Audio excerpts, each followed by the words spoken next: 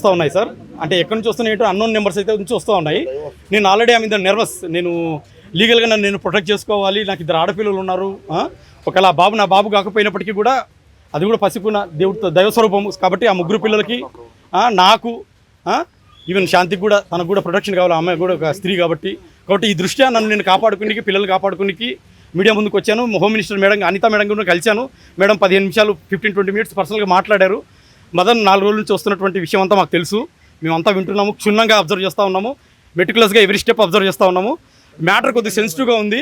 అక్కడ ఒక ఎస్టీ అమ్మాయి, సో ఆల్రెడీ మ్యారీడ్, 2 ఆడపిల్లలు ఉన్నారు. అక్కడ ఆ తప్పు చేసిన వాళ్ళు ఎవరైనా కానీ వాళ్ళు నిజంగా లీగల్ డైవర్స్డా కాదా, ఇందులో ఏంటి అసలు మెయిన్ ఆబ్జెక్టివ్ ఏంటి, దీని వెనకాల అంటే బాబులకన్నీ కారణం ఏంటి, ఏమన్నా హిడెన్ ఎజెండాస్ ఏమన్నా ఉన్నాయా, అవన్నీ మేము చూస్తాము. కాబట్టి మ్యాటర్ సెన్సిటివ్గా ఉంది. తప్పకుండా తప్పు చేసిన వాళ్ళు ఎంత పెద్ద వాళ్ళని సరే ఉపేక్షించేది లేదు. చట్టం తన పని తను చేసుకుంటూ వెళ్తుందని మేడం నాకు గ్యారెంటీ ఇచ్చింది. సో నేను కూడా మేడం దగ్గర ఎమోషనల్గా ఏడవాల్సి వచ్చింది ఆ పరిస్థితిలో. కొన్ని వచ్చాయి సార్, అన్నోన్ నెంబర్స్ నుంచి వస్తున్నాయి. సో ఇటువంటి టైంలో ఇక నాకు వేరే ఆప్షన్ లేదు. డైరెక్ట్ మేడం గారిని కలిస్తే మేడం గారు కూడా వెంటనే డీజీపీ గారు కూడా ఫోన్ చేశారు.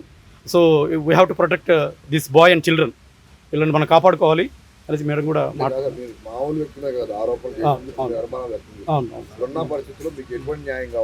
నేను ఒకటే సార్, ఇప్పుడు నేనైతే స్వతహాగా నేను పెట్టిన పేర్లు కాదు. నేను చెప్తున్నట్టు నేను అమెరికాలో ఉన్నప్పుడు ఒక 12 నెలలు నా బిడ్డగా శాంతి నా బిడ్డే అంటే మదన్ బిడ్డే నా బిడ్డే అని చెప్పి నన్ను నయవంచన చేసింది సార్. నయవంచన చేసింది. ఆ 9 నెలలు కడుపులో ఉన్నప్పుడు నాకు వీడియో కాల్ చూపించి నీ బిడ్డే అని చెప్పడము, నేను ఎమోషనల్గా అటాచ్ అయిపోతాను. అది ఎంత నయవంచన మీకు తెలుసు, మీరందరూ తల్లిదండ్రులే. ఆ తర్వాత నేను అమెరికా నుంచి ఇక్కడికి వచ్చిన తర్వాత 1 నెల నేను ఐవీఎఫ్ చేయించుకున్నాను అంటుంది.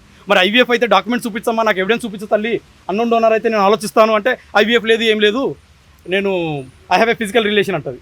మరి ఏంటి తల్లి ఇదంతా, నాకు 2 ఆడపిల్లలు ఉన్నారు అమ్మ అంటే ఇక తను ఇదంతా చెప్పుకుంటూ వచ్చింది సార్. నేను విజయసాయి రెడ్డి గారికి బాబును కన్నాను స్వయంగా చెప్పింది సార్. ఏ భర్త బయటకు వచ్చి భార్యను అలిగేట్ చేయడు సార్, అంత అవసరం లేదు. నాకు 2 ఆడపిల్లలు ఉన్నారు. నా కళ్ళల్లో చూసి మీరు నా నిజాన్ని గమనించవచ్చు. ఏ భర్త కూడా భార్యను అలిగేట్ చేసి కూతుర్లకు అన్యాయం చేయడు సార్. ఇది మీరు నమ్ముతారో లేదో నాకైతే తెలీదు.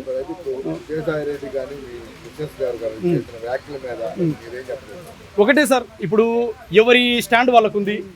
శాంతి గారేమో ఫోటోలు చూపించేసి ఆ పోతిరెడ్డి సుభాషే నా భర్త అంటారు.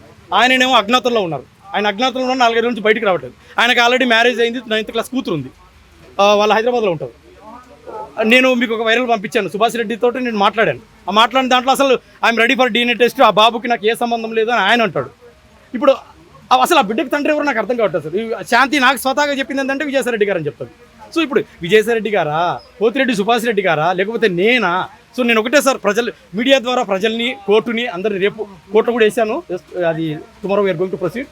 సో మీ ద్వారా ప్రజలను అడుగుతుంది ఏంటంటే ఆ బాబుకు రిలీఫ్, ఆ పాప పసికున దైవస్వరూపం కాబట్టి ఆ బాబుకు కూడా నిజమైన తండ్రి ఎవరో తెలిస్తే రాబోయే దినాల్లో సభ్య సమాజంలో గౌరవంగా బతుకుతాడు. రేపు స్కూల్కి వెళ్తే ఫలానా వాడు నా తండ్రి, I'm the son of so and so అని రాసుకుంటాడు. I'm the son of so and so ఎవరైనా కానీ. కాబట్టి DNA టెస్ట్ కంపల్సరీ కావాలి. DNA test is the only solution what I understood. ఓరల్గా చెప్పడం కాదు సార్, ఫోటోలు చూపించి ఓరల్గా చెప్పడం కాదు.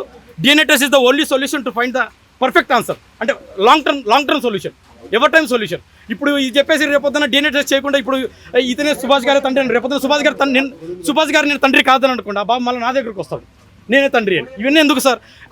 ఈ ఇష్యూని ఇప్పుడే ప్రొయాక్టివ్గా చొరవ తీసుకొని ప్రభుత్వం సహకారంతో జ్యుడిషియరీ కూడా దాన్ని మానవతా దృక్పథం ఆలోచించి రేపొద్దున ఆ పిల్లోడు 1-2 సంవత్సరాలు స్కూల్కి వెళ్తాడు.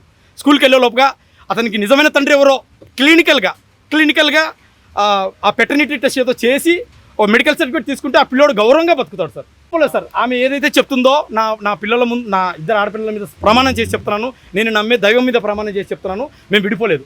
అమ్మాయి ఏదైతే డాక్యుమెంట్ చూపిస్తుందో అది ఫేక్ డాక్యుమెంట్. ఇందులోంచి బయటికి రానికి తను ఏదైతే she establishing some fake. If you want, నేను మీడియా ముందు, ఈ 10 కోట్ల తెలుగు ప్రజల ముందు నేను ఛాలెంజ్ చేస్తున్నాను. ఆమె ఏ డాక్యుమెంట్ అయితే చూపిస్తుందో ఆ డాక్యుమెంట్ ఫోరెన్సిక్ పంపించండి. అది 2024లో డమ్మీగా తయారు చేసినటువంటి డాక్యుమెంట్. దాంతో నాతో బలవంతంగా సైన్ పెట్టించుకుంది. నేను మీ ముందే చెప్తున్నాను, ఒకవేళ అది ఫేక్ డాక్యుమెంట్ అని కాకపోతే ఈ కేసు నేను వదిలేసి ఇంటికి వెళ్ళిపోతాను. నేను చెప్తున్నాను, ముందే చెప్తున్నాను. ఆమె 2024లో జూన్ 11 తారీఖు నాతో బలవంతంగా పెట్టించుకున్న సైన్. అది ఫేక్ డాక్యుమెంట్. నా పిల్లల మీద ప్రమాణం చేసి, నేను నమ్మే దైవం మీద ప్రమాణం చేసి చెప్తున్నాను, నన్ను భయభ్రాంతులకు గురి చేసి నన్ను మబ్బిత పెట్టి దాని మీద సిగ్నేచర్ పెట్టించుకుంది. సో ఇది సార్ నా వాదన.